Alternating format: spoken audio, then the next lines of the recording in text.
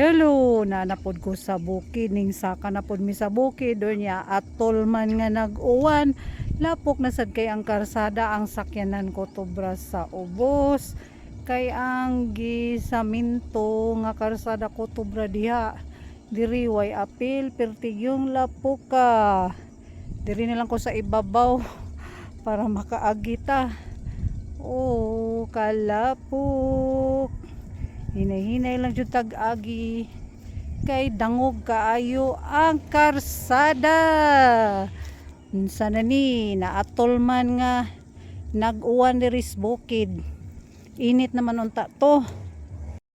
Narao po kaayo ang agianan. Didto ra man gud sa ubos ang kuan. Kanao.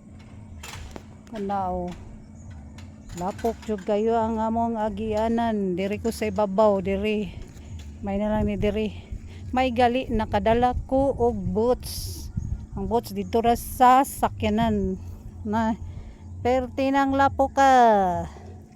Mao gyud ni kinabuhi diri sa bukid. Wa pa man mahuman ang karsada.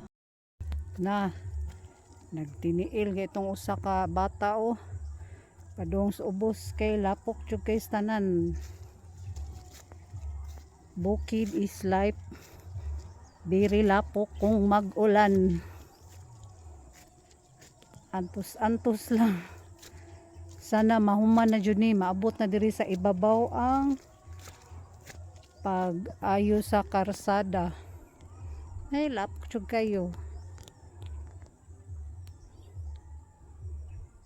Na lapok jud kay tanan oh.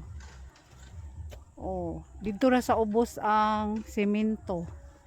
Wa pa naabot diri, sana mo abot na ni diri para dili na jud ta maglisod.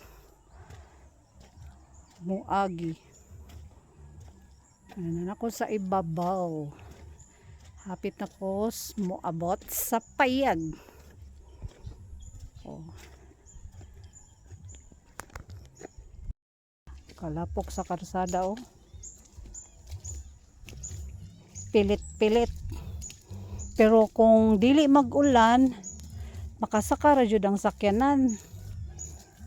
Karon mas slide man basta mag-uwan. Yan. Lapok jud. So bilin lang ang sakyanan dito sa ubos. Antos lang ta og lakaw. So na timing nga pag-ari na mo nag-uwan.